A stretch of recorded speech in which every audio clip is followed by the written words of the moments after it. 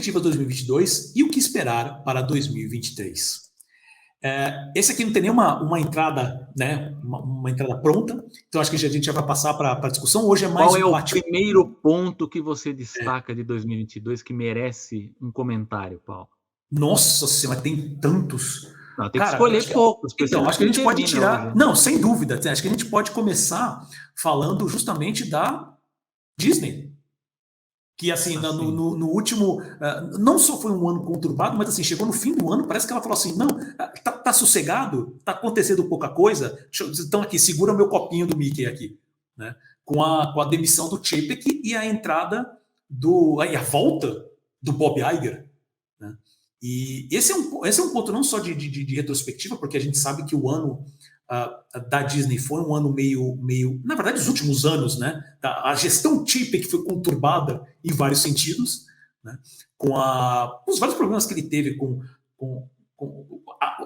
a briga que ele entrou com o governador da Flórida, a briga que ele teve, que o próprio Chapek, né, teve direto com a Scarlett Johansson, a apresentação da D23, que foi, a gente falou aqui na animação, que foi meio que eu não vou falar um desastre completo, mas foi bem fraquinha, sabe? E, obviamente, os últimos números, né, principalmente das ações, né, a queda, né, não a queda, desculpa, bom, é a queda também, né, do faturamento pro streaming, né, então as perspectivas, na verdade, o prejuízo aumentou pra caramba, sabe? Até uma coisa fora do controle, bateu mais de 1,5 bilhão de prejuízo, tá? Isso foi, se eu não me engano, no quarter, né? Não foi nem no ano, foi no quarter, no último quarter. Né? trimestre. Fala E em todo. português, senão o pessoal não entende o que você está falando. Trimestre. Eu costumo ler as notícias em inglês, eu sempre esqueço essa palavra. Sabe? Quando eu leio quarter, normalmente eu penso em quadrimestre, então, deixa pra lá. Né?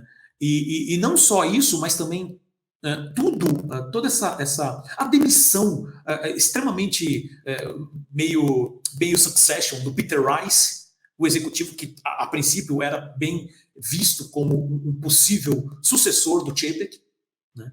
Que obviamente está gerando todas as maiores discussões agora, porque a volta do Iger, na verdade, ela traz também a grande expectativa de um novo sucessor.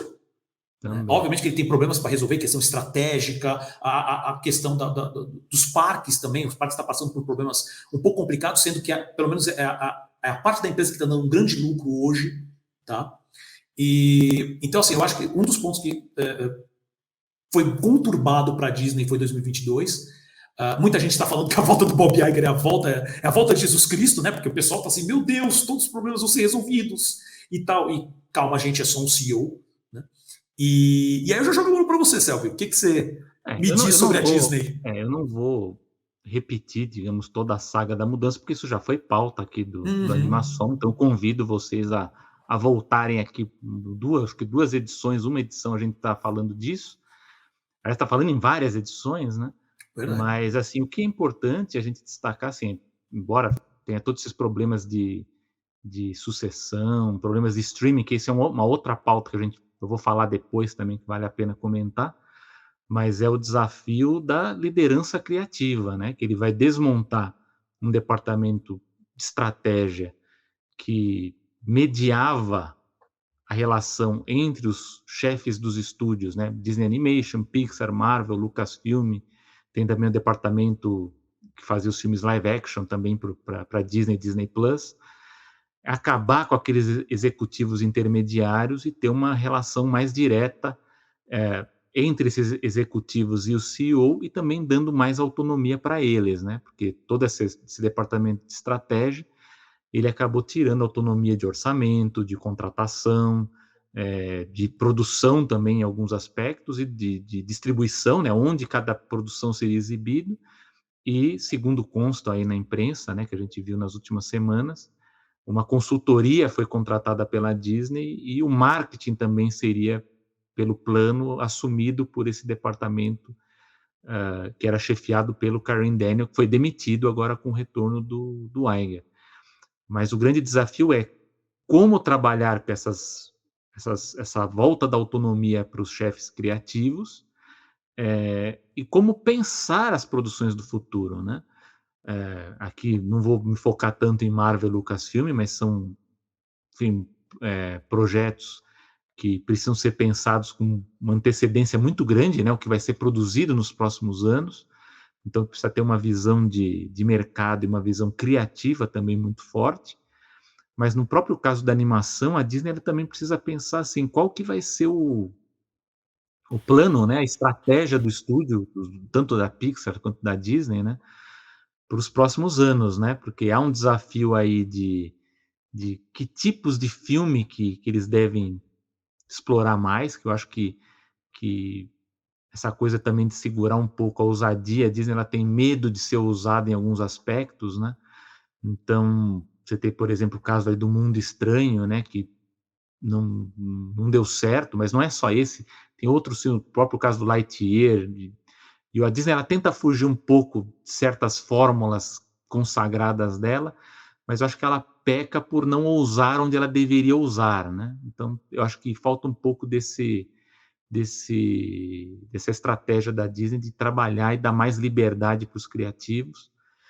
Há também uma coisa que também é uma pauta mais curta que eu quero trabalhar até no meu canal lá do Animagic, que é também como trabalhar devidamente essa parte de diversidade na Disney, que está muito forte, e ao contrário do que muitos dizem que o Chapek saiu porque ele gostava disso, não, o Iger ele é mais ainda do que isso, né? Esse Mas papinho. eu acho assim, mas é um desafio de como trabalhar isso de uma forma orgânica, entende? Assim, porque o que dá é muita impressão, e não é só impressão, porque acaba sendo isso mesmo pela divulgação, é que às vezes o filme parece que ele foi feito por conta dessa inclusão, né? Ou porque o personagem é negro, ou porque vai ter a personagem queer, ou porque vai ter o personagem... Tem? Então parece que por causa disso é que se faz o filme. E a gente já tem muitos exemplos na animação, e esse até era o meu exemplo que eu pretendo dar quando eu for falar sobre isso lá também no Animed, que assim, a gente tem vários filmes que trabalham essa questão de diversidade e não há polêmica em cima disso. A gente tem o Homem-Aranha no Aranhaverso, tem o Mitchell e a Revolta das Máquinas, tem o Paranorman, que tem um personagem gay lá também, que não deu nenhuma polêmica em cima do personagem, né? E é um filme ótimo, por sinal. Eu acho que a Disney, ela da forma com que ela está trabalhando, e lógico que também a culpa não é só do estúdio, né? Houve uma série de coisas aí que acabou ajudando com que as polêmicas elas fossem alimentadas, né? E não estou nem só falando da briga lá com o governador da Flórida, né? Eu acho que também teve um pouco dos próprios criativos da Disney também quererem destacar coisas dos filmes na hora errada, né? Eu sempre dou como exemplo o caso da Bela e a Fera do remake, que o diretor lá quis falar, não, porque vai ter a representação, né, homossexual no filme. Aí você vai assistir o filme, não tem nada demais, quer dizer, acabou criando toda uma polêmica à toa, quando poderia até ter, né, no filme e deixasse rolar, né, mas foi todo levantado uma polêmica e o próprio estúdio, depois, pelo que eu soube, criou uma normativa para que a equipe deixasse de fazer esse tipo de polêmica antes do lançamento dos filmes, É né? aquela Então, questão que chamam, assim, comparativamente, a questão do pink money, né? Assim, eles só estão fazendo isso, usando isso como uma ferramenta de divulgação, sendo que às vezes nem tem nada, e aí ele é aquele efeito meio que o Pedro e o Lobo, né? Porque parece que agora, finalmente, que você tem no Mundo Estranho um personagem que é homossexual, e isso é uma questão importante na história, tem a ver com a história. Que aí você poderia até fazer, mesmo com esse objetivo, só que você vem fazendo esse tipo de campanha vazia nos últimos tempos, e agora ninguém. É assim, você acabou dando toda a arma para o inimigo. é, Né? De os caras usarem isso e falar assim: olha, como eles só são, estão falando da boca para fora, eles só querem. Aí, isso sem falar das questões mais homofóbicas e tudo mais. Né? não, e tem um outro fator que eu acho que também pesa contra a Disney, que é o que eu falo que vai ser o grande desafio da criatividade, que é o quê? Tentar voltar ao que foi anos atrás na era Iger, ou se a gente for lembrar lá dos anos 90 com Eisner, que é você ter um ciclo de vários filmes originais bons. Porque o que acontece, e eu acho que isso até pesou contra toda essa política de diversidade e inclusão da Disney, que foi o excesso de remakes que a gente está tendo. Nós estamos tendo muito remake, muito filme derivado, e o que acontece? Você aproveita esses remakes e os derivados para fazer isso. E quando você faz isso no meio de toda essa bagunça de guerra cultural, e você pega esses filmes que são consagrados, né, que a gente tem uma imagem muito forte deles, e de repente você muda tudo, você cria, assim, um cisma em uma parte do público. Isso é inegável. Isso não significa, aí é uma coisa que até eu aprendi com o Jeff Curtis, que é um historiador da Disney, que tem muitos livros. Lógico, gente, o remake ele não apaga o antigo, né? Você vai sempre ter o filme Sem antigo para dúvida. ver. Mas eu acho que se a Disney ela trabalhar mais essa coisa da representatividade em filmes inéditos e filmes bons, você reduz o ruído da polêmica, né? Então Sem você dúvida. tem um pouco disso, né? Como a gente tem com o próprio Mitchell, né? Da Revolta das Máquinas, né? Que também teve isso, enfim, tem outros aí, que é um filme original, né? Então você não tem porque você não vai reclamar que estão destruindo algo porque, né? Porque é um filme novo, né? Então eu acho que a Disney ela vai ter um pouco esse desafio de como lidar com a criatividade para você ter uma nova série de filmes originais bons.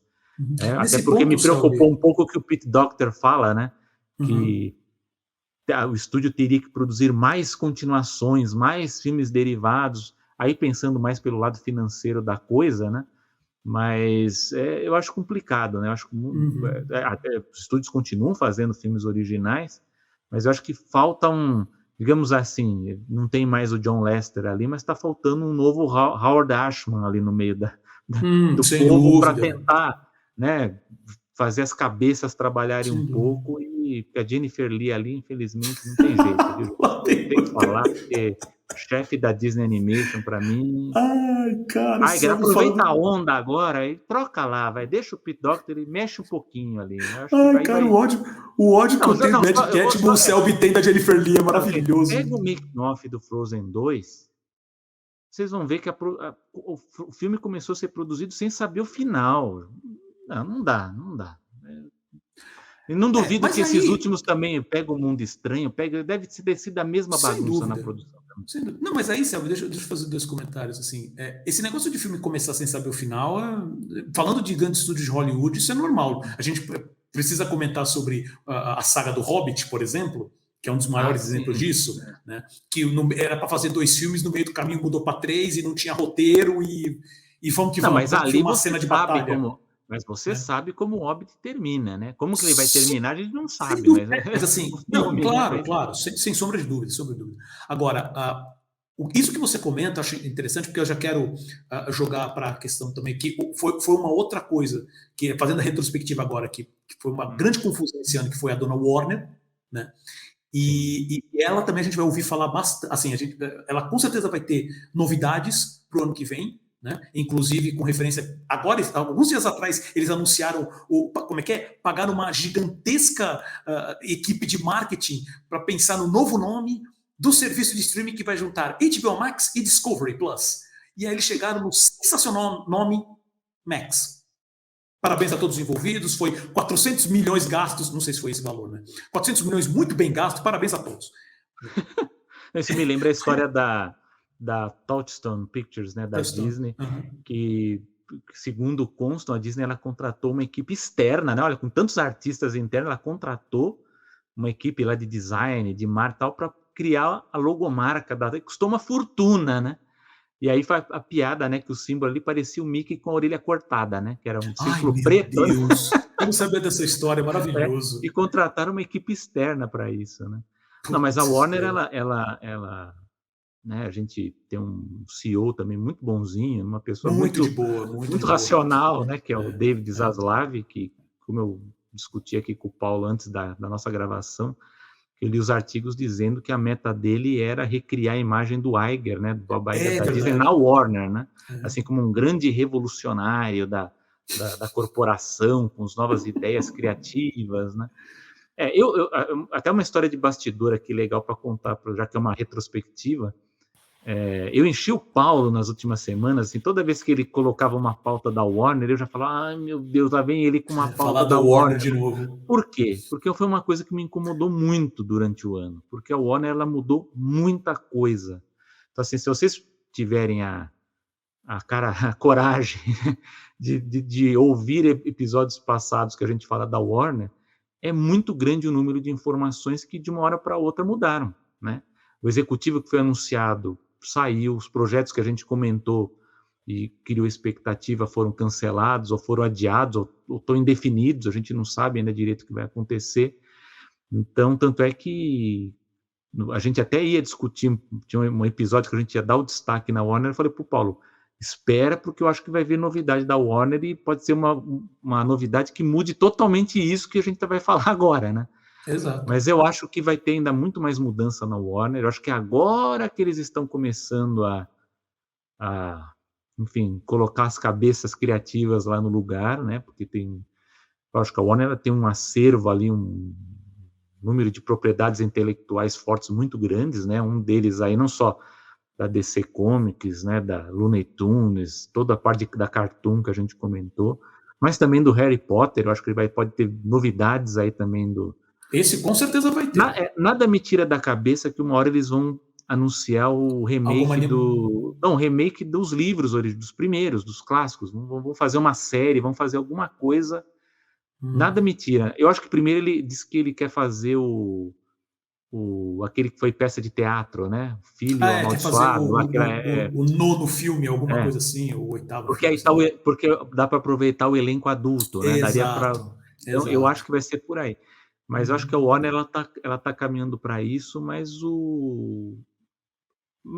aí seria um comentário, depois eu vou fazer um comentário geral sobre streaming, mercado e tecnologia e tal, mas o grande desafio é o streaming, né? Como que a Warner ela vai finalmente se organizar para o streaming, né? A gente está vendo que ela está se organizando, né? Teve James Gunn, né? Que agora está lá na DC, enfim, tem toda essa reviravolta, dança das cadeiras, mas como que eles vão organizar toda essa produção com foco no Max, ou seja, HBO Max, ou seja lá qual seja o título, que talvez na próxima edição já tenha mudado o nome. Já tenha mudado, exatamente. Então, eles não sabem. Mas é um CEO bem assim, instável, né? Assim, quanto à estratégia, né? A gente vê que ele muda muito de posição. Para mim, é uma preocupação muito grande para as animações, embora, até onde se saiba, boa parte do que estava em produção já iniciada, não houve paralisações, não teve nada de grave. O que está assim, em estágio de espera são os projetos que haviam sido anunciados, né? Assim, o que vai ser daqui para frente, né? Isso é que ainda está um pouco parado. Mas vamos ver, né? Vamos esperar os próximos 2 meses aí, que eu acho que aí a gente vai começar a ver um pouco qual é a da Warner, né? Exato. Porque por enquanto está bem confuso. O ponto é também, o que a gente pode esperar em 2023?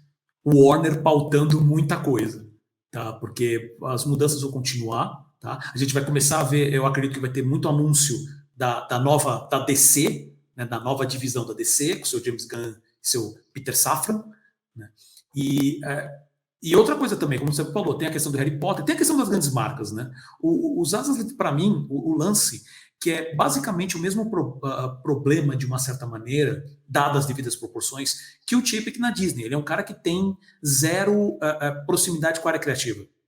Ele abre a planilha, a gente já tinha comentado várias vezes, né? O Chapek, ele vem da área de home video, ele passou por parques, e ele tem esse histórico de... Cara, eu quero aumentar preço, é números o tempo inteiro, sem pensar no impacto geral na empresa. O Zaslav, obviamente, entrou com tudo, porque ele comprou a Warner, só que eu falo e repito, ele abre o Excel e fica assim, o que não for gigantesco, ou que for um conteúdo super barato de produzir, que vai ter um retorno, esquece. E aí vai muita coisa no meio do caminho. Eu acho essa falta de tato uma estratégia muito ruim, porque ele queimou muita ponte nesse processo. Então a própria Warner precisa de tempo dos profissionais que ainda estão lá dentro, de refazer esses contatos com o mercado, sabe?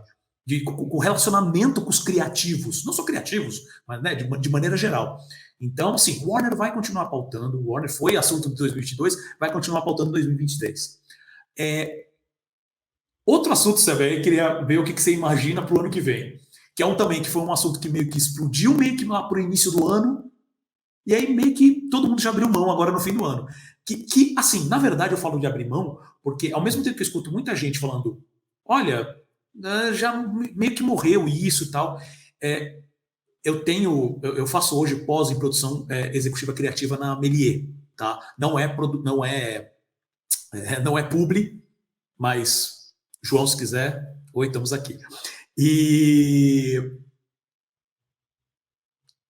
eu tive aulas esse ano que falam sobre questão de metaverso. E uma delas foi agora há pouco tempo.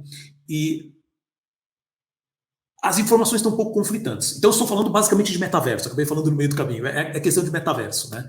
Então, começou com pompa e circunstância no início do ano, a gente teve um episódio específico sobre isso, né? Lá, se eu não me engano, foi para fevereiro, março, alguma coisa assim, né? E agora a gente já teve, né? A gente até comentou, o próprio Facebook, o pessoal de dentro do Facebook já abriu mão disso, já falou assim, ninguém está mais usando essas ferramentas. A gente escuta versões, agora também é assim, também, você escuta tudo agora que eles chamam de Web 3.0 é metaverso. Tá? Então, esses mundos eu acho que visualmente está muito mais perto de Fortnite do que do Matrix que eu tinha combinado, ou do jogador número 1, né? Mas eles continuam ainda muito usando essa palavra, mas na prática você não vê nada assim que seja algo altamente revolucionário. O que você está vendo são mudanças de experiência com referência a como as pessoas lidam com a internet, mas nada revolucionário como foi prometido, né? Não quer dizer que em algum momento não haja alguma necessidade para animadores, né? Essa parte mais realmente de animação, seja character design, seja modelagem, mas parece que ele vai perder um pouco dessa força em 2023, né? A não ser, obviamente, alguma coisa muito absurda aconteça, mas eu acho que ele vai meio que agora voltar ali, vai reduzir, e vai ficar ali em comentários, algumas evoluções da Web 3.0, vão impactar muito em questão de NFT e comércio, né? Mas nada dessa coisa revolucionária que estavam pintando. E você, Sérgio, o que você acha? Eu acho que isso aí foi uma pataquada. Vamos resumir o negócio, gente. Eu estou tentando parecer bonito do jeito que eu falo. Não, gente. Isso aí foi um dos pilares lá do Zuckerberg, lá do Facebook, porque a empresa estava ruim, estava com a imagem ruim, ele criou isso aí para fazer uma marketagem desgraçada. O Bob Chapek, quando assumiu a Disney, também inventou essa metaverso. Ele entrou na onda, com certeza. Como pilar, né? Porque ele quis copiar os 3 pilares do ele, criar os dele, criou também, e está cheio de empresa criando também o seu próprio metaverso. Eu acho o que não falta hoje é metaverso, isso é fato. Metaverso, sabe, é igual aquelas palavras da moda, sabe quando você tem reunião que fala assim, vamos prospectar, né, aquelas coisas, né? Fazer um brainstorming, mudar o mindset, aquelas coisas. Aí você vai lá e você participa de reunião que são coisas que poderiam ser resolvidas num e-mail, numa mensagem, pelo WhatsApp. Então, para mim isso aí falta muita definição, eles não sabem o que é metaverso. A gente sabe que, lógico, a gente está tendo novas experiências, né, de engajamento, de interação, de consumo também, formas novas de consumir. Eu acho que a tendência é nós termos mais mudanças, mas eu acho que se formos para pensar dentro ainda do ambiente, que a gente está falando de animação, né, no caso da produção, ou da distribuição ou do consumo, isso ainda está um tanto distante, eu acho que muito abstrato, perto do que os executivos falam, né? O próprio Chapek, antes dele ser demitido, né, que ele falou... É engraçado, porque ele falou uma coisa não muito diferente do Zuckerberg ou de outros também, né? Que aquela coisa de criar um metaverso seria como se fosse, né, uma experiência, um aplicativo né, de você estar num ambiente ali de lazer, né? É um negócio bem abstrato o negócio, né? Porque você não existe, do ponto de vista prático, as empresas elas não conseguiram integrar tudo que elas estavam almejando para criar esse tal de ambiente, sei lá, a gente pode ir mal comparando, sei lá, com o Second Life da vida, né? Versão século XXI, 2022, né? Não tem, mesmo a Disney, pega a Disney, a Warner, a Universal, que também tem parques, poderia integrar também. É muito difícil você conseguir essa integração da forma como ela tem sido prometida e discutida, né? Eu acho que ainda falta muito discussão de definição e antes de tudo, as empresas elas precisam se arrumar também, porque elas têm, acho que, problemas mais pé no chão para resolver antes de pensar nisso. Mas, lógico, a gente está tendo novas formas, como eu já disse, de consumo, de produção também. A gente está vendo cada vez mais outras tecnologias e outros modos de produção que até foram acelerados pela pandemia, mas para mim metaverso foi uma palavra da moda aí que a gente pouco viu de forma concreta avançando, né? Isso estou falando dos estúdios principalmente, né? Eu acho que isso veio bem na esteira dos estúdios tentarem se comportar como empresa de tecnologia, né? Eles também têm isso também. Bem notado, bem notado. Mas para mim foi tão palavra da moda como foi o NFT, que foi uma outra palavra da moda do ano também, e que nos últimos meses a gente viu que deu uma arrefecida, né? A gente não ouve tanto falar disso, Eu escuto mais especialmente com quando você produção tem cultural, né? quedas. Quando você tem quedas, você tem bastante. Eles estão querendo agora atrelar, pelo que eu tenho acompanhado um pouco por cima, mas eles estão querendo muito atrelar a questão do NFT com questão de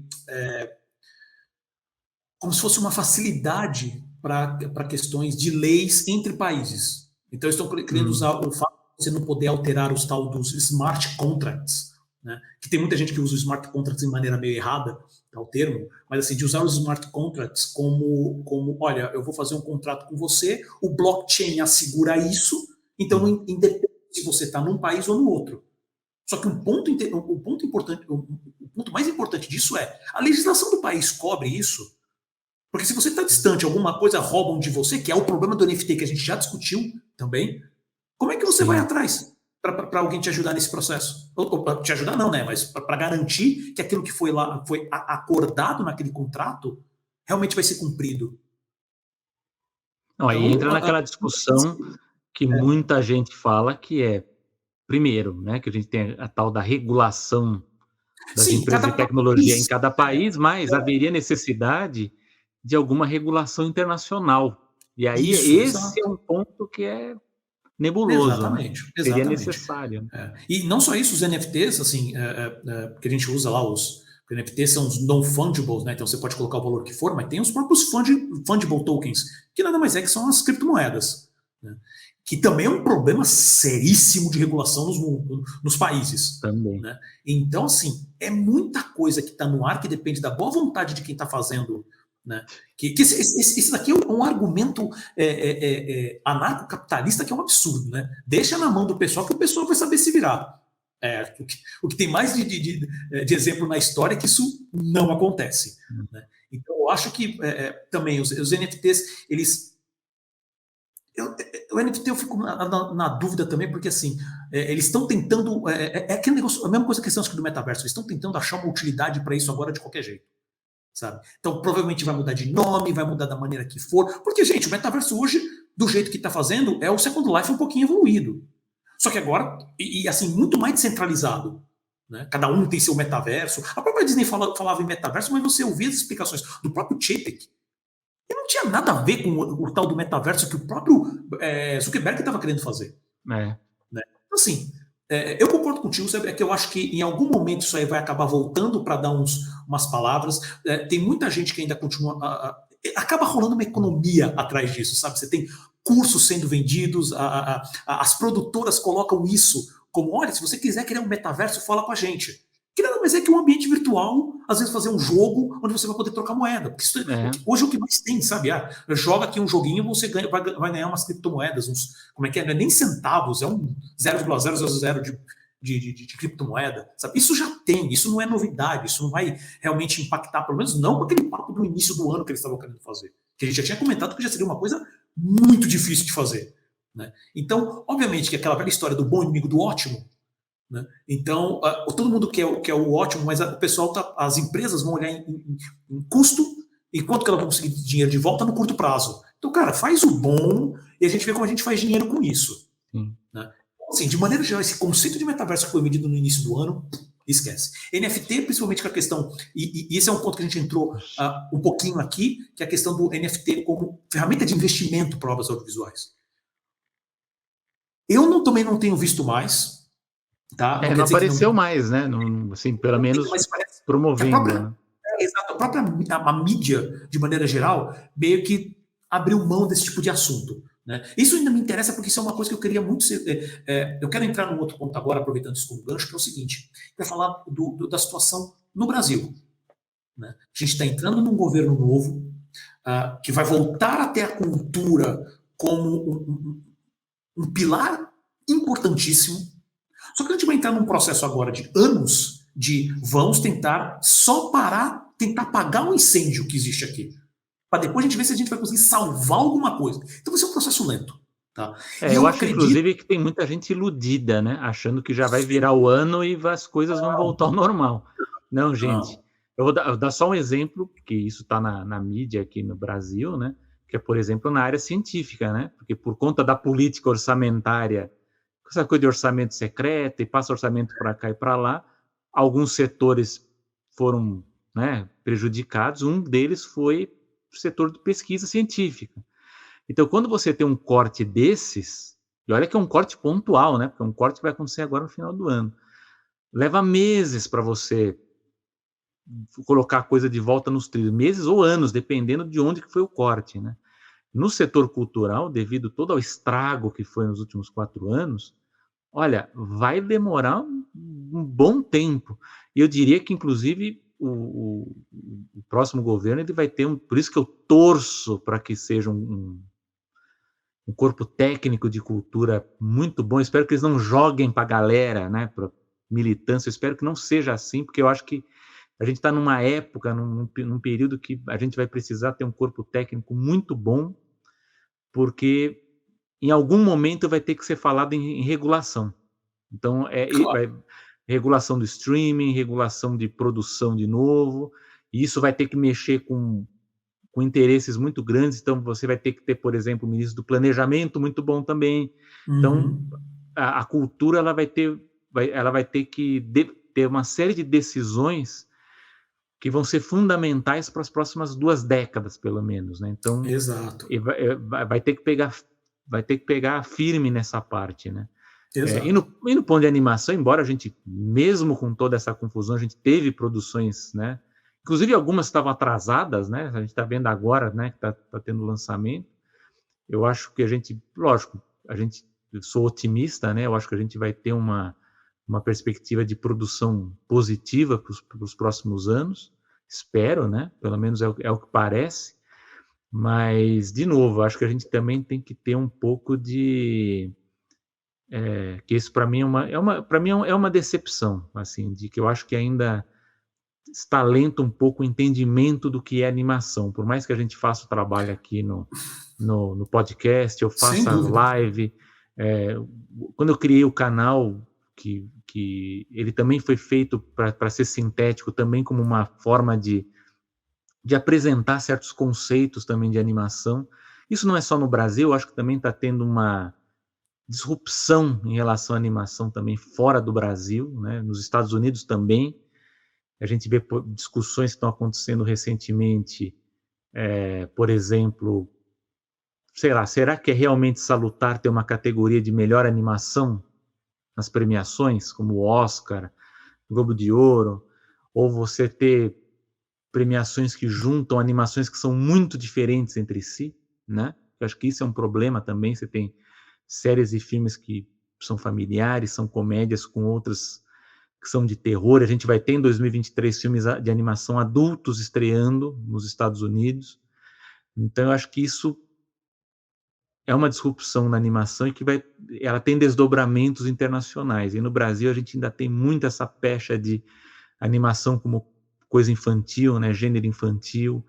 Nos editais a gente tem muita animação ainda como acessório de produção, sabe? Aquela coisa como efeito, como alguma coisa que storyboard para algum filme de ação. Então, mudou as coisas, estão mudando. Mas eu acho que poderia estar mais rápido do que eu pensava. Eu acho que a gente está tendo uma certa lentidão, né? E eu acho que o streaming ele facilitou uma série de coisas, mas por outro lado ela deu uma balançada do ponto de vista do amadurecimento dessas questões maiores, né, da animação. Quando a gente discute gêneros da animação, estratégias de produção, o que pode ter de ousadias técnicas da animação também, embora a gente tenha essas ousadias, mas eu acho que no mainstream poderia ser mais, né? Então, acho que essas coisas elas poderiam ser um pouco mais rápidas do que poderiam ser. E eu acho que isso nos países, né, quando você não tem uma indústria e o Brasil é um caso desses, né? Embora a gente tenha muitas produtoras, elas são pequenas, né? Eu acho que falta um pouco de uma discussão mais amadurecida, e é por isso que a gente tem que ter um corpo técnico muito bom, né? Muito bem formado, que entenda essas coisas para que isso avance, né? Porque infelizmente está muito atrasado. Falo isso com tristeza, porque eu gostaria de, depois de 3 anos, falar, avançou, mas o que eu vejo ainda de matéria de discussão, de debate e tal, é que as coisas elas ainda estão paradas ainda no passado, né? Não, sem dúvida. E esse é um do ponto que eu queria, né, que eu comecei a falar justamente no Brasil, que é isso. Porque a gente falou do NFT agora, né? Que a gente vem falando já, desde o início da animação mesmo, sobre novas formas de financiamento. E uma delas era, sempre bater na tecla, a questão do financiamento coletivo. Né? O NFT seria uma outra maneira de financiamento coletivo. Né? Uma maneira de você utilizar isso. Mas eu também acredito, por causa de todo esse processo, desse atraso desses últimos 4 anos, né, desse desmonte dos últimos 4 anos, e tentar, que nem você falou assim, poxa, a gente precisa de pessoas bem técnicas que realmente foquem em todos esses pontos, em regulamentação, para tentar agilizar essa volta. E mesmo agilizando essa volta, a gente estaria voltando, pelo menos o primeiro passo seria voltar ao que a gente tinha, para depois a gente começar a fazer coisas novas. Então, assim, eu fico imaginando que, pelo menos a situação do mercado brasileiro, eu digo isso também, incluindo o live action, tá? Mas esperando voltar aquele velho processo do vamos aguardar editais. O Isso tempo inteiro. É uma praga no Brasil, infelizmente. Exatamente. Eu não quero dizer que com isso que não deva ter os editais. Exato, é importante é ter, eles são necessários. Em qualquer lugar do mundo você tem políticas públicas, você pega a França, pega a Itália, pega a Inglaterra, todos os países têm as suas, aqui na América Latina também. Todos esses, o Canadá, né? Também, né? O Canadá também tem política pública. Mas eu acho que também falta uma mentalidade também dos animadores brasileiros. Eu sei que não são todos, sei que alguns pensam assim como eu, da gente pensar também numa formação mesmo de um mercado, de uma indústria que não dependa, né? A gente cria, talvez aí passe também pela discussão de regulações aí também, como a gente estava falando do streaming também das empresas, como teve, né, na época da lei do cabo, né, que acabou fomentando também muita produção de animação. Mas, e do ponto de vista de formação também, porque formação, isso também não é só um problema brasileiro, né? A gente tem essa coisa de formar mais generalistas, né? Porque dependendo da vaga que está sendo demandada, né? Então o cara ele vai lá, trabalha no roteiro, aí no outro projeto ele quer trabalhar no storyboard, outro trabalha no design, outro trabalha não sei o quê. E pelo que eu tenho notado de relatos de produtores, diretores, não só aqui quanto no exterior, está tendo uma certa carência do profissional animador, sim, o animador stricto sensu, né? A gente está tendo muita gente que está se especializando em design, especializando em storyboard, faz um pouco de tudo, mas aí quando vai fazer a animação mesmo, fica aquela animação capenga, né? Para não dizer outra palavra, em muitos dos projetos, né? A gente vê, lógico, muita coisa boa, principalmente autoral, mas quando vai partir pro trabalho de produção aí de séries, né? A gente vê um pouco mais dessa carência, né? Então, acho que também é uma questão aí que eu sei que não é só daqui, eu sei que isso está sendo discutido até na Cal Arts, né, nas faculdades também nos Estados Unidos, na Europa também, que é de focar um pouco mais no animador, né? Porque por conta dessa coisa de demanda de trabalho, todo mundo quer fazer um pouco de tudo, mas aí quando precisa mesmo de um animador, é mais difícil de achar esses bons profissionais, né? Então, o que a gente está tendo em alta, e nisso é muito bom, são os profissionais para os games, né? Profissional de motion graphics, de design de produção, né? Isso acho que no Brasil a gente está tendo fomento aí, um número muito bom de profissionais dessas áreas aí aparecendo, e cada um que aparece aí que eu vejo os trabalhos, eu fico impressionado com a qualidade, que não devem nada para o que a gente vê de outros países, né?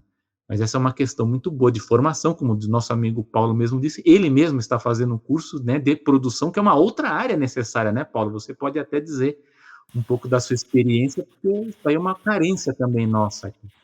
Sem dúvida. Não, esse curso é muito bom. Eu acho que eu vou voltar a falar sobre ele. Eu quis falar sobre ele esse ano, mas assim, realmente a oportunidade não deu. Mas eu quero voltar, quero ver se eu consigo falar com o João, que é um dos sócios lá da Melier, para que ele explique, porque esses cursos mais voltados à produção, e principalmente uma produção, porque o nome do curso é produção, pós em produção executiva criativa. Né? Então, é justamente achar aquele meio termo uh, onde você lida com a parte mais burocrática, parte legal, e também que a pessoa entenda a parte criativa, sabe? Como que é lidar com pessoas, como que você entrega soluções para questões criativas, como você vai atrás de investimentos, como vender melhor o seu produto, né? Vamos falar assim de produto, tá? Porque a gente está lidando hoje com parte do princípio que você está vendendo o seu produto para outras empresas, então, no caso, para distribuidores, para exibidores. Tá? Então, é uma visão bem macro, que essa aqui foi uma ideia que eu sempre quis ter com animação, na verdade, né? Que tudo bem, a questão criativa a gente pode entrar no mérito, mas assim, esse é um assunto que até com uma certa, é até fácil encontrar pessoas comentando sobre isso. Então você vai lidar com artistas que eles vão te explicar o processo inteiro de character design, animação, storyboard, roteiro, sabe? Que um pouco fora assim, falando da arte em si, da produção de arte em si. Mas como a gente já vem falando nisso tipo, uns 3 anos, milhões de coisas influenciam na produção dessa arte que está fora do artista, sabe? Que essa visão que às vezes um roteirista ou então um desenhista fala, poxa, eu quero criar meus personagens. Legal. Pode ser que você consiga, por exemplo, com as redes sociais, criar personagens que você, da maneira que você quer, no tempo que você deseja desenhar ou produzir. Ainda assim, se você quiser pegar aquilo e transformar numa animação, seja para game, seja para série, seja para filme, você vai lidar com outros braços, né, com outros interesses sobre aquilo, que vão querer lidar com a sua obra de maneira completamente diferente, às vezes de maneiras antagônicas àquilo que você acredita. E muitas vezes o lance é você tentar não perder justamente essa parte mais, essa questão mais moral do que você quer fazer com a sua arte, com a sua obra, e saber navegar e entregar, e conseguir realmente entregar um produto que principalmente também dê dinheiro. Né? Ninguém está fazendo isso também pelo amor do coração. Talvez deveria ter em alguns casos, mas não é a situação que a gente vive hoje. Tá? Então, e entra nessa questão, que aí amarrando, né, com o assunto que o Sérgio também falou, e eu comentei agora, que é a questão das novas políticas de investimento. Sabe? A questão do digital vai atrapalhar? Assim, vai voltar a ser só isso? Sabe? Foi criado todo um mercado brasileiro em cima disso? Sim. Mas o fato de poder produzir novas, ou voltar a produzir obras, é o melhor cenário. E aí a gente vai começando agora. É que, infelizmente, a gente teve um atraso. Sabe? Realmente tacaram fogo, e no pouquinho que a gente tinha avançado, tacaram fogo. Então a gente vai ter que começar do zero. Né? Abre aspas de uma certa maneira. Então, isso é uma coisa também que vai pautar bastante a gente aqui, porque eu quero acompanhar como que vai ser esse governo. Principalmente a questão de animação, como o Sérgio falou, que eu até perguntei isso para a Marina no episódio 62, que eu perguntei, poxa, nessas conversas que ela mesma e outros grupos estavam tendo até na época, antes do Lula ser eleito, né, mas já estava conversando com a equipe dele para saber como que estava. O pessoal de games também já apresentou propostas para o Lula, né? E para o governo Lula, né? Eu vou falar Lula especificamente, mas para o governo Lula. E eu perguntei para a Marina, falei assim, poxa, mas tem algum grupo de animação? Ela deu a opinião dela, mas assim, basicamente a conclusão que você chega é assim, a princípio parece que não tem nenhum grupo ali, não tem, por exemplo, a BCA, a própria Abranima, eu não sei se está em processo de conversa, para realmente participar dessa modificação, para estar lá, para gente que é de animação, estar lá, sabe? Porque a gente sabe que, por exemplo, games especificamente vai ter uma visão completa, porque assim, a movimentação de dinheiro que tem especificamente com games hoje é um bagulho grotesco, né? E realmente tem uma possibilidade grande de você conseguir escalar o acesso de uma maneira diferente de produções audiovisuais normais. Não que não dê para melhorar, mas precisa mexer em muito mais coisa, sabe? Então, isso, meu ponto para 2023 isso ainda vai pautar, e a gente precisa continuar pautando isso. Selby, teu microfone está mudo. Opa! Opa, manda lá, manda lá. Não, eu lembrei de uma coisa, né? Que o governo ele vai ter que tomar muito cuidado com o setor de games, porque nos últimos meses ele foi bastante incentivado, né? Teve isenção, teve redução de impostos, né? Então Isso foi é uma discussão, assim, o Twitter pegou fogo esses dias por causa de negócios sobre valor de games, né? então, porque pode ser, né? Porque é dentro do pacote lá de coisas que pode ser que volte o imposto, né? Então é o tipo de Uhum. coisa que é um setor que merece receber incentivos, né? Porque Com isso aí, certeza. aqui a gente está tendo muitas produtoras de games, né? Sim. E de Então, ótima qualidade. Assim, de estamos ótima falando de qualidade. produtos de primeira linha que você pode brigar claramente com qualquer produto de outros países, inclusive Estados Unidos. Sim, enfim. Eu queria só comentar, já que a gente falou de produção e né, tá falando de Uhum. mercado, falar agora de streaming em geral, que eu acho que isso aí também está balançando um pouco a produção de tudo, né? Não só no Brasil, quanto nos Estados Unidos, outros países, a Ásia Uhum. também, né? Que eu acho que a gente está passando por um novo período de disrupção, né? A gente teve o primeiro lá na pandemia, quando muita coisa migrou para o streaming, né? E todo mundo começou a produzir filmes, produzir séries, a gente passou a assistir mais também, porque deixou de ir no cinema, né? Os lançamentos se concentraram no streaming, só que a gente está vendo agora nos últimos meses que o próprio mercado, esse ente, né, esse espírito que a gente não sabe direito quem é, qual é a cara dele, chamado mercado, ele caiu em si de que, opa, talvez o streaming não seja tudo isso não, né? Porque o modelo de negócio original ele era muito calcado em ampliar o número de assinantes, mas aparentemente os serviços eles estão chegando num certo limite, e aí você tem que criar novas fórmulas para atrair assinantes e outras fórmulas para atrair faturamento. Um deles a gente já discutiu aqui, a exaustão, que é a publicidade, né? Mas eu vejo que a gente está passando por uma nova disrupção agora que ela envolve isso, né? Que é envolver uma nova forma de fazer com que o crescimento do streaming seja sustentável financeiramente para os estúdios, porque você vai falar, mas está dando prejuízo. O problema é assim, essas empresas, as empresas de mídia que têm os streams, elas ganham muito dinheiro. Só que ao mesmo tempo que elas ganham muito dinheiro, o custo vem aumentando. Esse é o problema. A cada ano você pega os números, você está vendo Disney, Warner, né, que a gente viu que o Zaslav fez toda aquela coisa louca para tirar os meio bagunçado, mas por quê?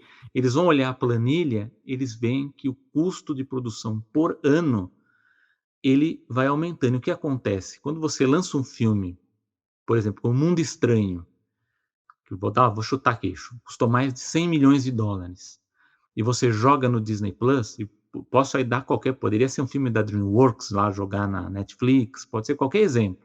Um filme que custa 100 milhões, você joga no streaming, quanto que esse filme vai retornar para o estúdio? E aí eu pergunto, um filme como O Mundo Estranho atraiu quantos assinantes? Isso que o mercado ele começou a notar e falou assim, talvez um filme como O Mundo Estranho não tenha trazido ninguém ou trazido muito pouco, né? Que é a questão Talvez, importante sobre como o modelo de negócio é visto, né? Porque não então, é quantas pessoas veem, é quantas pessoas assinam o serviço. E é daí assinam, que eles tiram o dinheiro. Agora com porque a publicidade vai ter uma divisão nesse processo, o que talvez seja uma coisa boa, mas então, aí é um isso ponto importante. envolve mensuração, Sem dúvida, de sem dúvida. coisas, né? Porque aí você vai ter que ter, porque até então a gente fica falando, tal série foi a mais vista da Netflix. Segundo quem? Segundo a Netflix. Você não tem essa mensuração. Ah, a Disney está lançando, a Warner está lançando tantos filmes, tá? Quanto que esse filme rendeu de volta pro estúdio? Ninguém sabe, né? Então, por isso que a gente está vendo um pouco disso de vamos estrear nos cinemas, agora a gente vai ter o teste do Avatar 2 aí do John Cameron, né? Para ver o James James Cameron. Cameron, para ver Isso. como é que o filme vai render no cinema, que dizem que é um cinemão mesmo, né? Que é aquele cinemão que para quem tem vontade de ver né, é o ideal. Mas se fosse lançado um filme desses direto no streaming, daria retorno? Já digo a resposta, não, porque é uma produção muito cara. E aí o que acontece? Os estúdios eles ficam naquele dilema de e agora a gente lança menos filmes, a gente baixa o orçamento, cria filmes genéricos, não dá mais para apostar em grandes produções originais, né? Então, isso a gente está vendo essa disrupção com um pouco com tudo. Como que a gente consome televisão, como que a gente consome esporte. A gente viu, isso foi uma aposta que, não sei se o Paulo pensava nisso, mas isso é uma aposta que, por exemplo, eu pensava que fosse acontecer, não aconteceu. Nenhuma empresa de streaming quis investir na Copa do Mundo, né, que seria talvez um grande teste aqui no Brasil para a gente ver. Eles resolveram testar no YouTube com o Casimiro, que por si só já é uma disruptura, porque ele, com uma forma totalmente diferente, ele está desbancando o Felipe Neto, né, que é uma, digamos assim, entre aspas, uma escola, né, de youtuber, né, de um case de sucesso aqui. O Casimiro é um outro, ele está ajudando, tá desbancando de uma outra forma. Mas a gente vê a Copa do Mundo, obviamente o Casimiro não comprou os direitos da Copa do Mundo, né? Isso aí foi um acordo, né, ali provavelmente de divisão de faturamento com marketing, né, com tudo, e com a audiência que ele está tendo, se fosse outra plataforma, provavelmente a plataforma ganharia muito mais, né? Ele está ganhando dinheiro, mas ele está ganhando muito menos do que se fosse em um outro streaming da vida grande aí. E aí Existe uma discussão que aconteceu essa semana, justamente porque parece, não sei se você viu isso, Selby, parece que vazou a tela do dashboard do YouTube dele, que mostrou quanto que ele estava ganhando com AdSense, e o pessoal fala assim, peraí, o cara acabou de bater o recorde de transmissão simultânea no YouTube mundial. Ele está tendo, assim, a quantidade de views que ele está tendo nos vídeos até depois é gigantesca. E o AdSense específico dele é, assim, então, pelo tamanho da audiência que ele pegou, e que nem você falou assim, se tivesse numa televisão, talvez num canal tradicional, numa mídia assim, o que ele poderia estar fazendo de dinheiro é uma coisa gigantesca. Muito mais. Eu não estou dizendo que ele não ganhou, ele ganhou bem. Não, sem dúvida, sem dúvida. Só que para ele transmitir da forma que ele transmite, ele também tem um custo alto, não é um custo dele, não é baixo para fazer aquele tipo sem também. dúvida, sem dúvida. Então, é justamente esse que era o ponto, né? Porque o AdSense estava num valor que você fala, cara, então, isso não cobre se direito. você for ver, sei lá, vamos usar um número abstrato, sei lá, 1 milhão. Se você for cortar imposto, todo o custo de estrutura, e toda equipe de produção e tal, é um ganho, é um dinheiro? Mas é muito menos do que se fosse numa plataforma mainstream da vida aí. E se eu não me engano, não chegou nem a 200 mil, viu? Então. O que estava mostrando nessa tela. Lógico que isso aí, por que eu estou falando desse caso? É um teste. Eles estão testando o YouTube, né? E aí tem questão de mensuração, questão de algoritmo, questão de AdSense. A gente percebeu aí com os colegas que têm canais que a remuneração caiu muito nos últimos meses. Então, para quem tinha remuneração muito calcada, muito baseada em YouTube, sofreu um baque muito grande, né? Teve essa queda. A gente teve também com os podcasts também, a gente teve uma queda muito brusca com a volta da normalidade, né? Entre aspas, pós-pandemia. A gente está vendo até uma transformação do que se chama aí de mesacast, né? Que são esses que a gente vê no YouTube, né? Que eles estão toda hora mudando formato, mudando estrutura, porque realmente houve uma debandada, porque a gente está tendo mudanças na forma de consumir esses produtos, né? Muita gente, até eu comentei com o Paulo aqui, que eu mesmo fiz um data selby para tentar entender um pouco o que o nosso público, e não só o nosso, mas eu tento ver também com colegas e amigos que têm canais, que têm, para ver também como é que funciona para eles, e a gente percebe as diferenças, né, a forma de consumir podcast e dos canais, que muitas vezes as pessoas consomem no trânsito, né? Então, o que elas tinham antigamente mais tempo, hoje elas consomem de forma mais picada, né? Então, há uma série de coisas acontecendo nesse meio tempo. Para a animação é bom, porque a animação é o tipo de produção que ela consegue ser consumida por um tempo mais longo e em repetição, porque o público infantil ele está acostumado a isso, né? Daí vem o sucesso da Candle Media lá, do Kevin Mayer, do Tom Staggs, que estão lucrando muito com isso, né? Porque nesse ponto... Cocomelon é sucesso, né? Não, eu acho assim que, por exemplo, quem tem a bala e o dinheiro para investir em animação para YouTube, enfim, mas para ter o próprio canal, para ter a sua própria estrutura, a tendência é ir muito bem nesse cenário, né? Porque, pelo que eu entendi, é um dos poucos produtos de internet que não sofreu muita diferença com essa disrupção que a gente está tendo entre streaming, canais de YouTube, né, de conteúdos diferentes, noticiosos, informativos, ou de comentários, de debates, e podcasts, né? Então, o conteúdo de animação, ele pode ser considerado mais estável, né? Isso é bem interessante. Até eu consultei amigos, colegas aí que têm filhos, né? E eles continuam com o celular assistindo os seus desenhos lá, não param, eles não param, né? Ficam ali horas assistindo isso, né? Que não era diferente da nossa geração com televisão, né? Mas essa disrupção é uma coisa que a gente ainda deve acompanhar ao longo de 2023. Esse ente mercado meio que tá virando as costas para o streaming para ir para o sport betting, né? Para as apostas esportivas, né? Eles acham que essa é a, é a moda da vez. Mas o streaming ele vai ter agora um desafio muito grande de trabalhar com conteúdo ao vivo, com esportes, né? Então é um grande desafio aí, mas eu acho que a animação está bem posicionada. É uma questão mesmo de estudar bem os caminhos aí, né? Os públicos, né? E os acordos, né? Porque tem que ter as plataformas também tem que ter um contrato que seja bom para a produtora, né? Como disse o Paulo, não adianta você também ter um contrato que a produtora faça aquela série e quando acabe não ter a condição nem de começar né, prospectar, né, para usar a palavra que eu usei aí antes, fazer um novo brainstorm para um novo projeto. Nem dinheiro tem para isso, para manter essa estrutura. É verdade. E eu acho que o último ponto que a gente poderia mencionar, que fez também um barulho agora, principalmente agora um pouco mais para o final de 2022 e com certeza vai continuar pautando 2023, é aquela coisa divertida chamada inteligência artificial. E eu digo isso porque assim, isso está impactando agora muito forte a questão de ilustrações, tá? Porque a cada nova atualização das plataformas lá, do Midjourney, se não me engano é o Stability, né? Ou alguma coisa assim, né? Do OpenAI, a qualidade das imagens estão cada vez melhores. Então, eu já ando lendo em grupos sobre algumas agências ou então alguns clientes que estão começando a contratar, o que eu achei um absurdo usar esse tipo de termo, tá? Mas assim, contratar artista de inteligência artificial. Para mim é um absurdo isso. E assim, porque eles estão começando, e óbvio que é uma coisa que tem que ficar muito claro, né? Porque a gente falou, a gente comentou, teve um episódio também passado da animação, que a gente falou, poxa, hoje é difícil às vezes você manter uma linha criativa baseada nas imagens que você gera, né? Só que o que acontece?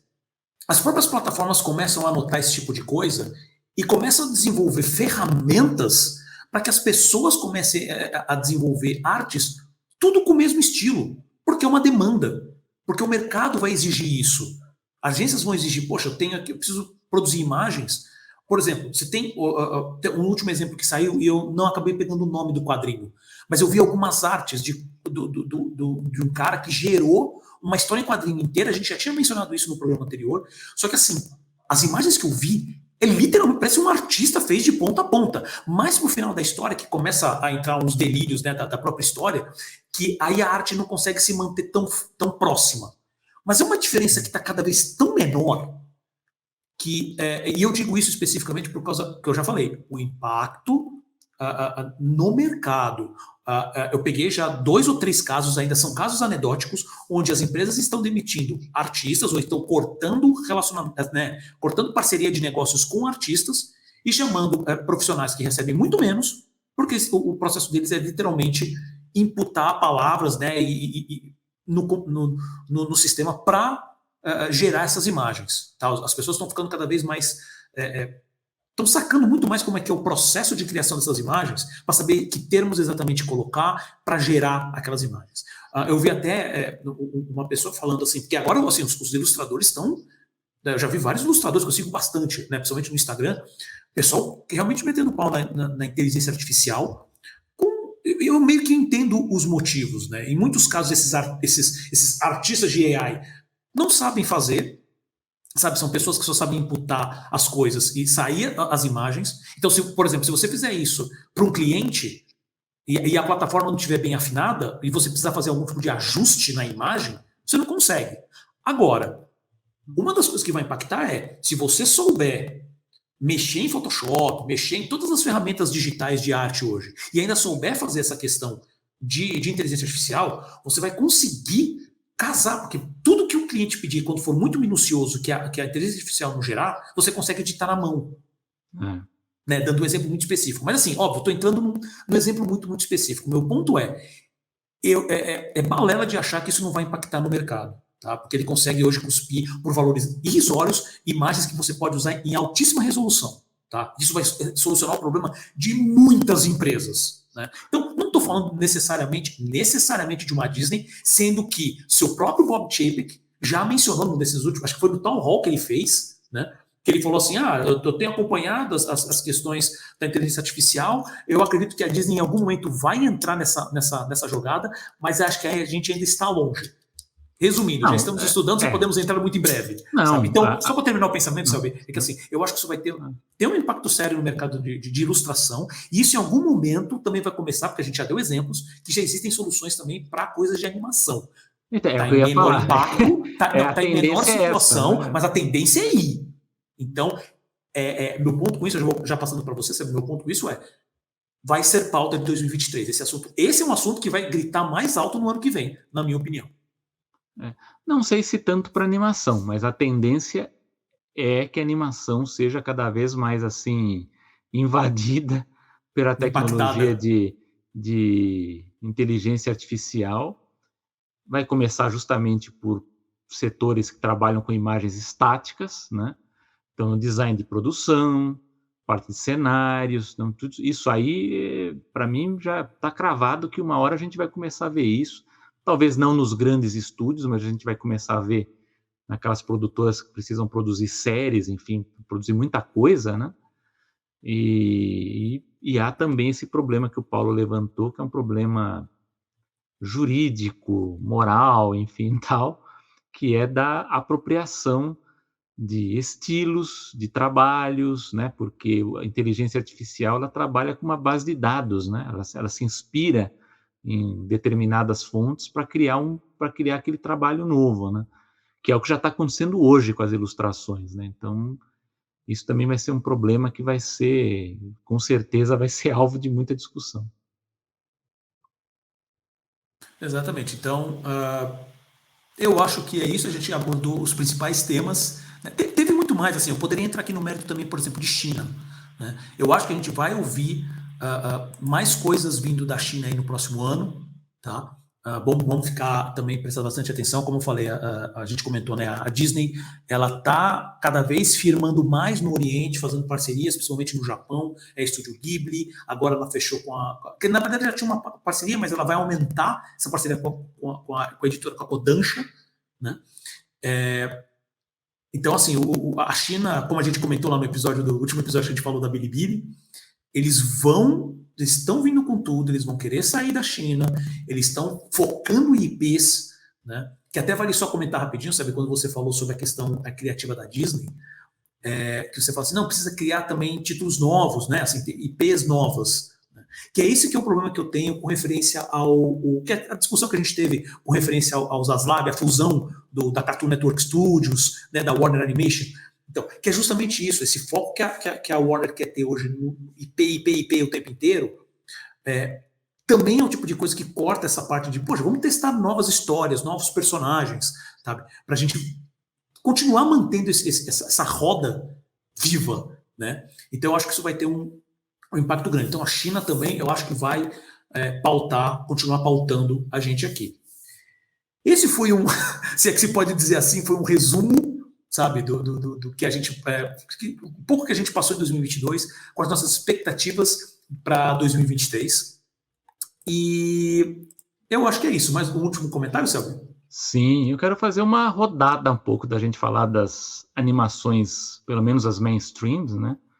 A gente teve do Brasil lá o Bob Cuspe, né? Teve também, né, Maurício de Souza também anunciando coisas novas, né? Que isso é tudo muito bom. Uhum. Na animação americana, a Pixar, nós tivemos 2 filmes, né, que é uma coisa que a gente sempre esquece de falar, mas 2 filmes lançados no mesmo ano é sempre de um estúdio grande como esse, é sempre um grande feito. Um bom, que é o Turning Red, e um que ninguém Então, lembra mais, que é o Lightyear. o Turning Red para mim assim, digamos assim, do mainstream hollywoodiano para mim, do convencional para mim é o melhor, né? Da Pixar. É um filme. Tem gente que não concorda com o que eu vou falar. Eu considero um filme menor, entre aspas, porque ele não tem o mesmo escopo de outras grandes produções da Pixar, mas isso não tira nenhum mérito. O filme Eu continua acho um ótimo para filmaço. mim. Para mim, Filmaço. continua ótimo da mesma forma. Né? Ele é um filme muito divertido, assim, do início ao fim. Eu achei muito bem bolado o filme. O Lightyear é o contrário. O Lightyear é um filme com escopo muito grande e, E que errou infelizmente, feio. errou muito feio, né? Uma coisa assim que tivemos, que eu não assisti ainda, que foi O Mundo Estranho, que foi um desastre aí nas bilheterias, né? Que a Disney abandonou o filme, né? No lançamento, marketing muito ruim também. Ela nunca É, fez algo tão ruim desde o John Carter, é, né? O John Carter foi meio que abandonado. Mas, cara, o que a Disney fez com o Mundo Estranho, acho que pra mim foi pior, inclusive com a questão também de esquecer também o lançamento numa dezena de países também, então reduziu também o, a distribuição do filme, né? Então, complicado, né? Mas enfim, dos dois, entre Pixar e Disney, eu fico com o Turning Red, que foi muito bom. Da Netflix, o grande lançamento do ano, não tem como não falar, que é o Pinóquio do Guilherme Del Toro, que estreia agora, né? No dia 9. dezembro, a gente está gravando, que para mim vai ser o grande favorito do Oscar 2023, até porque tem o nome dele, né? Então só isso já vai chamar atenção, muito Com mais do que certeza. Pixar e Disney, vai estar Guilherme Del Toro, Pinóquio ali, já vai chamar atenção. Muito bonito, você vê qualquer cena do filme em comparação com o Pinóquio do Disney Plus, aquilo ali é uma porcaria, aquele remake. Disse, não veja, você não viu, não veja o clássico lá de 1940, que é muito melhor, porque o Guilherme Del Toro é aquilo que eu falei, é ousadia. Ele vai pegar uma história que a gente já conhece, ele ousou em cima, né? Ou você faz igual, como a Disney às vezes faz pega a Bela e a Fera que tenta refazer, ou você vai ousar, né? Que eu acho que é a coisa mais bacana que se tem a fazer. Mas eu acho que a grande estreia e o grande favorito de melhor animação do ano é o Pinóquio do Del Toro.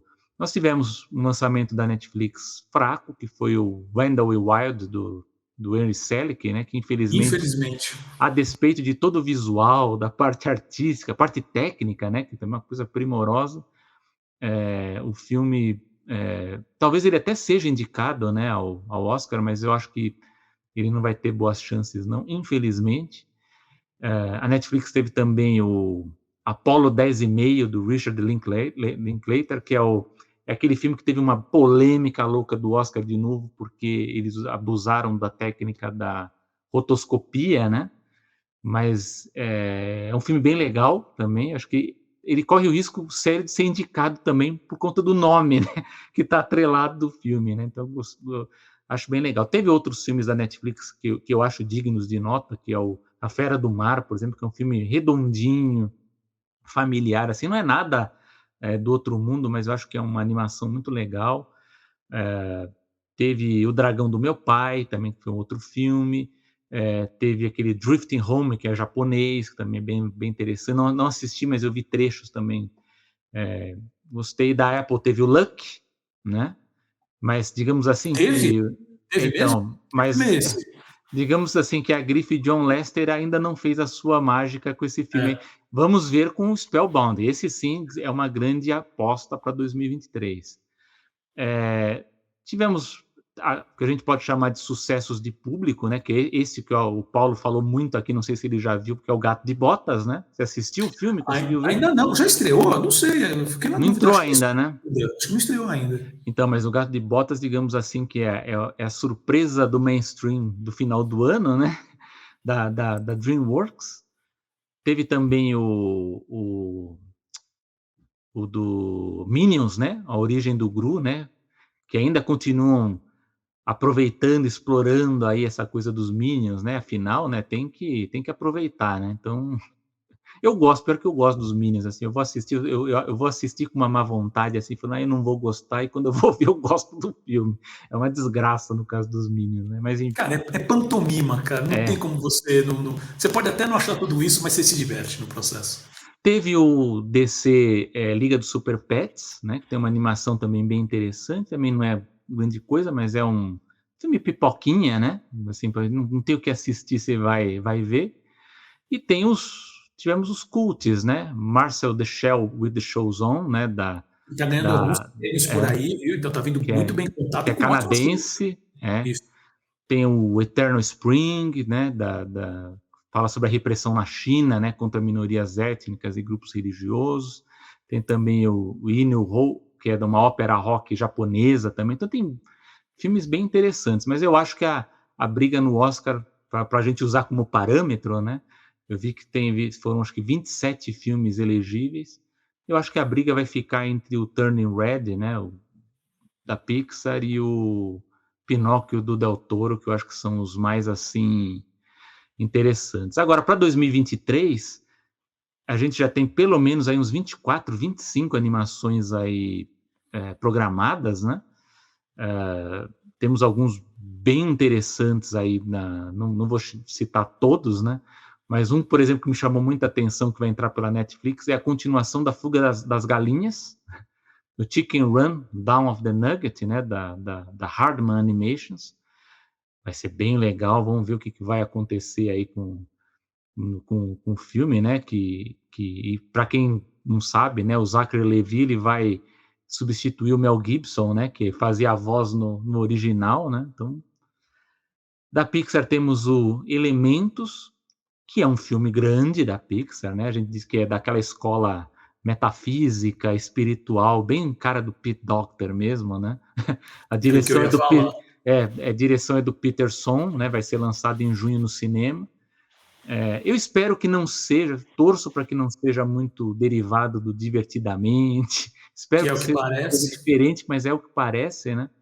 Lembrando que o Peterson é o diretor do Bom Dinossauro, tá? Que, gente, desculpa, não quero assim meter o pau no cara, mas assim, o Bom Dinossauro é um filme bem esquecível. Né? Digamos assim. Ruim, mas é bem esquecível. Eu já falei aqui, né, que a minha lembrança mais triste foi entrar numa loja da Disney e tinha lá coisas da Frozen, do Star Wars, tudo lotado, e a sala do Bom Dinossauro estava vazia. Não tinha ninguém na sala dos produtos. Mas também o Bom Dinossauro teve problemas, né? Assim, o trailer demorou pra caramba para sair, a divulgação tá bem complicada.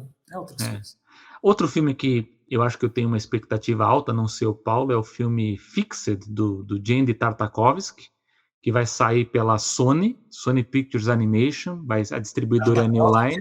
Aqui em cima.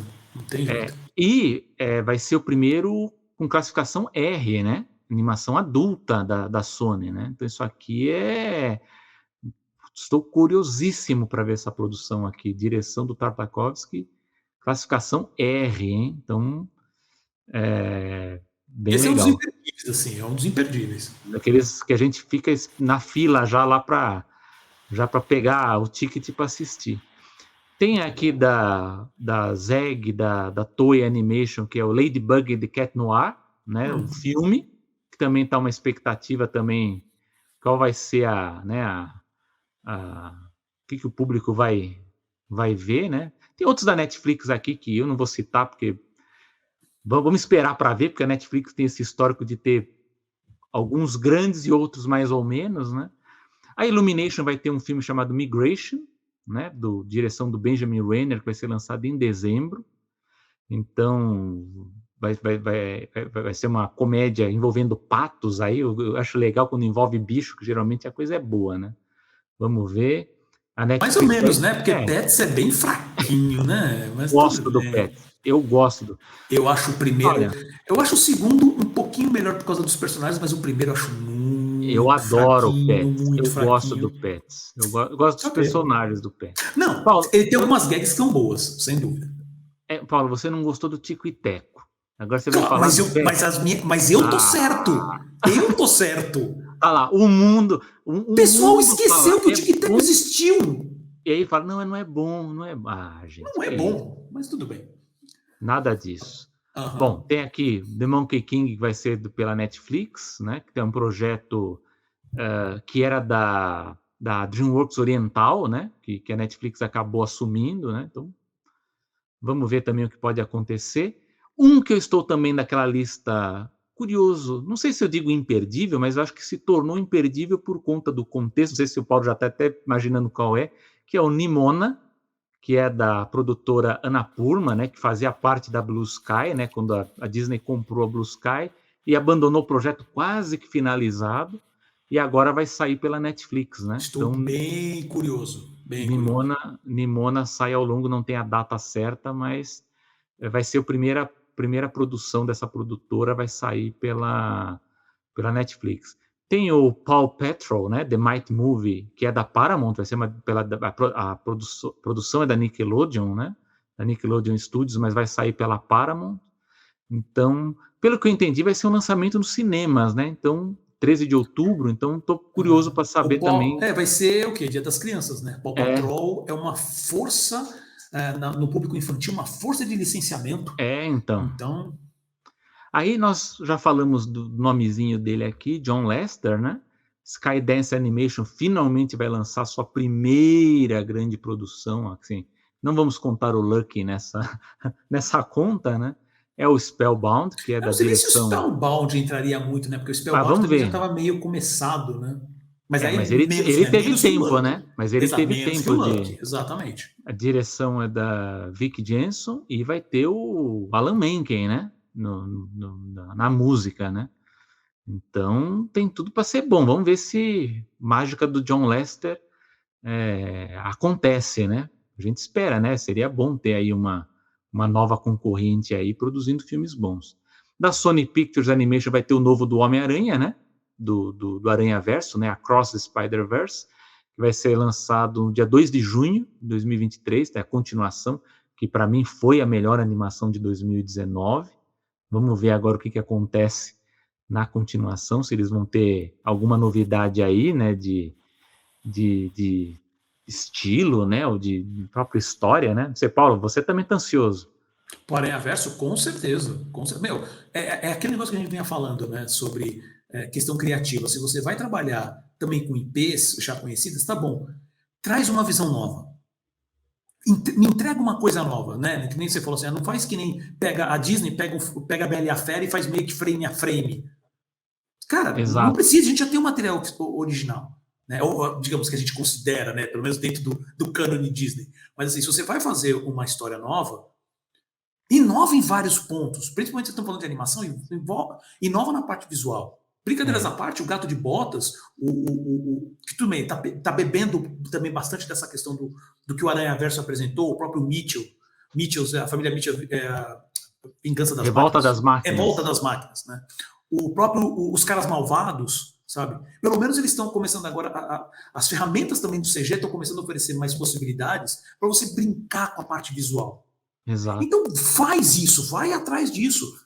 Bem, em alguns casos a gente vai cair tipo no Wendell Wild, que por mais visualmente impressionante que seja a história, o roteiro é meio fraquinho. Agora, mas também inova nisso, brinca com isso, sabe? Então, assim, Exato. eu estou muito empolgado, porque o primeiro filme é maravilhoso.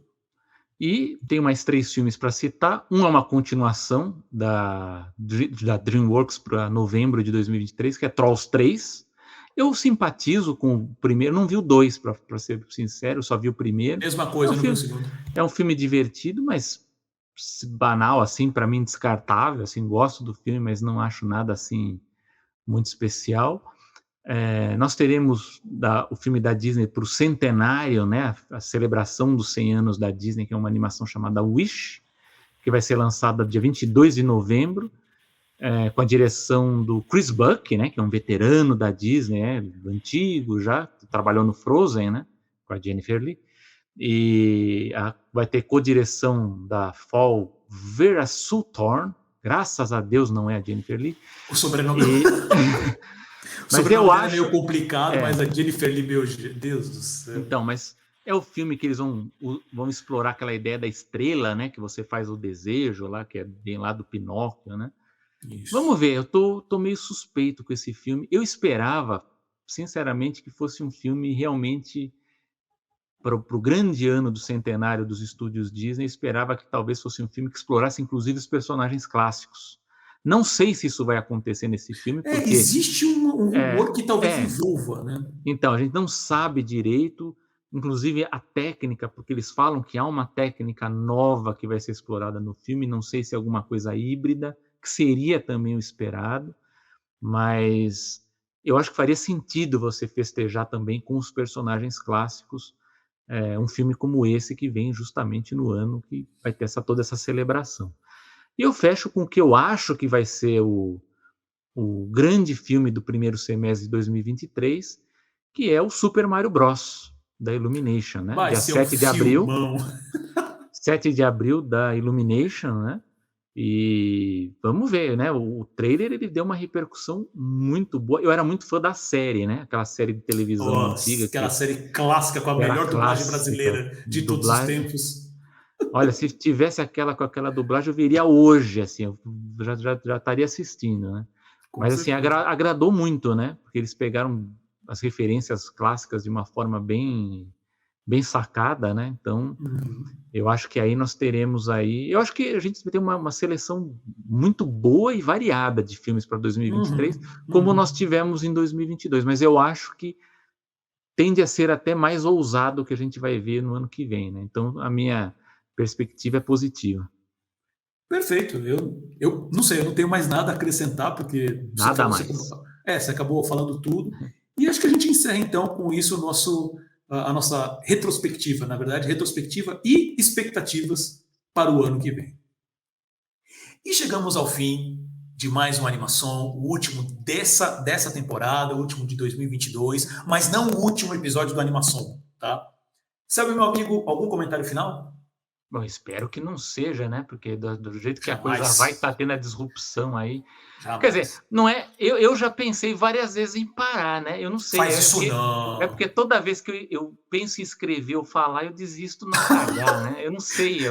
O Animação tá ganhando porque o Selby tá com saco cheio de escrever, então, que maravilhoso. Mas sabe o que acontece? É que quando eu tenho essa ideia, surge uma pauta boa, né? Aí eu falo, não, isso aí valeria a pena, né? Mas enfim.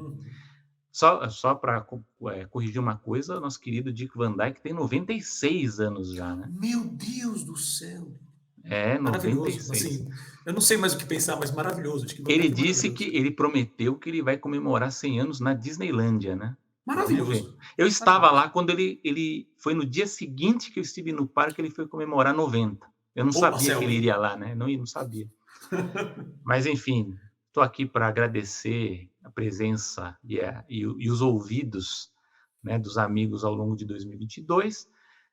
Agradecer também a quem deu feedback também, né, que eu conversei com vários durante as próximas semanas. Com certeza. Que isso vai ser muito útil, né?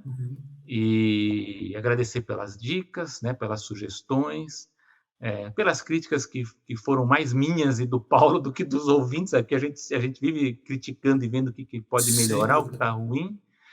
E desejo para todo mundo um Feliz Natal, né? Para todo mundo aí com as suas famílias, tenham uma boa passagem de ano, que assistam muitas animações aí nessas próximas semanas, porque o ano que vem a gente vai ter muita novidade aí, vai ter muito trabalho pela frente. Eu, pelo menos, já sei que vou passar Natal trabalhando, né? Mas é o meu desejo de felicidade, né? Que a gente tenha bons tempos animados aí pela frente. Com certeza. E eu quero aproveitar esse finalzinho, eu preciso agradecer algumas pessoas, né? E eu quero mencionar um nome, tá? Então peço só um pouquinho de paciência de vocês. Jerry Bruckheimer. Não, o Michael Bay. Não, nem a pau. Não tem nada contra o Jerry Bruckheimer especificamente. Então, eu vou agradecer, por exemplo, o pessoal, os grupos do Facebook que sempre deram espaço para a gente divulgar, tá? Como os grupos do Bate-Papo Ilustrado, Ilustradores Brasil, o Podcasters BR, o podcast Podcasters e Ouvintes, Animadores 2D do Brasil, Animação SA, Podcast Brasil, Desenhos Animados, Animação e Afins, Papo de Animador, Curso de Animação Comunitário, Cinema de Animação, Motion Brabo e o Animax. Tá? Eu estou dando o nome dos grupos porque tem muitos admins e muitos perfis que me ajudaram no processo tá? Então, não estou mencionando por nome, mas eu quero já deixar claro, agradecer muito, muito o espaço, tá? E não só os administradores, né, os donos dos grupos, mas também os próprios participantes, que às vezes dão like, às vezes comentam. Então, muito, muito obrigado, tá? Outro também que eu quero deixar aqui agradecimento, que acaba...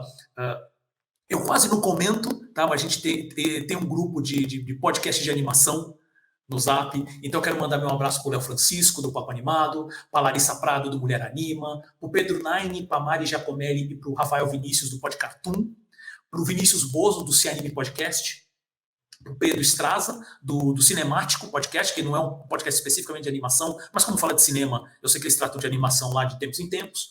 Para o Alan Wood, que eu sei que ele não está mais participando lá do Papo Animado, mas, poxa, a gente já conversou, já trocou algumas mensagens, tá? E também para o Juliano Castro, do Keyframe Café Podcast, que só teve 2 episódios, mas, assim, normalmente é uma pessoa que gosta bastante de animação, o podcast é bem legal, tá? Então, já aliás, eu espero que o Léo e o Pedro Naine retomem os seus podcasts. Sim, é isso que eu ia falar agora. Eu sei que eles são mais racionais que eu, que eles sabem que não dá dinheiro. Não, que eu, né? Não dá dinheiro e trabalha muito. Só o Paulo aqui que é louco. Olha o gorro que eu tô usando. Eu não bato bem, né? Só então... o Paulo Martins. E, cara, eles lá, mas você não vai fazer, não, porque não é... Enfim, mas por favor, mas eu gosto muito do estilo deles e espero que retomem. Sem dúvida, gente. Assim, a parte nem de que seja uma vez por mês, né? Faça assim, a parte de animação, acho que eles trazem também conteúdos muito legais sobre animação. Tanto, né, que eu até falo para você, eu não quero fazer o conteúdo ou tratar os temas da mesma maneira que eles tratam, eles já tratam super bem, né? E eu espero realmente que eles estão meio parados, mas espero que eles voltem, porque eu sei que não falta ali paixão, o que impacta são outras coisas, né? Eu também queria aproveitar, isso também queria deixar muito claro, mandar um grande muito obrigado às pessoas que apoiaram a gente no Catarse. Tá? Por exemplo, o Bruno Carvalho, o Thiago Cardim, o Orlando Orlandi, o Marlon Soares e o Marco Domingues, que hoje não nos apoiam mais, mas assim, gente, o apoio de vocês foi sério, espetacular. Eu falo isso não só em nome da animação, mas também em nome uma questão pessoal mesmo, tá? Porque esse ano foi uma situação muito complicada e o apoio de vocês ajudou a manter, pelo menos, o serviço que a gente usa para fazer as nossas lives, sabe, para fazer as atualizações nas redes sociais, tá? Agradeço de coração todo esse apoio que vocês deram, tá? Então, vocês são apoiadores, honorários do Animação. Eu espero que vocês continuem, pelo menos, ouvindo, tá? Só isso já seria sensacional. E, obviamente, agradecer aos apoiadores atuais, né? Que é o Renan Frade, Regina Martini, beijo, mãe, e o Fábio Marino, que é o mais recente apoiador, tá? Obviamente que não existiria animação sem o Bruno, sem a Ana, sem o Gustavo e principalmente sem o Selby. Tá? Então, deixo o meu agradecimento de coração. Olha o Kermit aí! Aê, olha o Caco. Se você estivesse assistindo a live, você estaria vendo o Caco, tão famoso Caco Sapo, que o Selby sempre mantém todas as imagens que ele posta dele mesmo. Para, Kermit, toma tenência. Então, eu também deixo um agradecimento, que também foi, como eu falei, assim, foi um ano bem complicado para mim, tá? Então, não só todas isso, minha mãe me ajudou bastante, mas eu deixo aqui um agradecimento ao meu irmão, ao Vitor, que eu quase não menciono ele aqui, mas obrigado, sabe? Você me ajudou bastante esse ano, tá? Sei que também foi bem corrido e complicado para você. E, obviamente, a minha esposa, Ana, amor, paixão, beijo, sabe? Deve estar já se preparando para ir trabalhar amanhã. E, sabe, o apoio de vocês foi algo... Eu não tenho como mensurar, assim. Eu acho que eu não teria chegado, talvez vivo ou são ainda esse ano, sem isso, né? Sem o apoio de todo mundo. E também, depois de todas essas pessoas, eu quero agradecer ao apoio de todo mundo que vem ouvindo a gente. Inclusive o Caco Sapo, que está dando as caras aqui, fica brincando na tela enquanto eu estou falando, né? Então, mas é sério. Já passou o correio sentimental aqui no... É verdade. Não, mas é verdade. Eu achei assim, pro fim do ano, para um ano tão complicado que foi, eu falo, tô puxando isso pro meu lado pessoal, eu queria deixar isso registrado, tá? E, obviamente, queria desejar a todos ótimas festas, tá? Seja Natal, se você comemora Natal, se você não comemora Natal, se você comemora Ano Novo ou não, mas eu espero que seja um fim do ano muito bom e espero que 2023, por uma questão meio óbvia, ele vai ter que ser melhor que 2022, porque pelo menos uma praga foi chutada, mas sempre tem coisas enchendo o saco aí, mas eu espero um 2023 maravilhoso para todo mundo, tá? Então, fica aqui meu grande agradecimento, meu grande abraço, meu beijo para quem é de beijo, abraço para quem é de abraço, e eu sou o Paulo Martini. E eu sou o Selby Pegoraro. E até o ano que vem. Até 2023.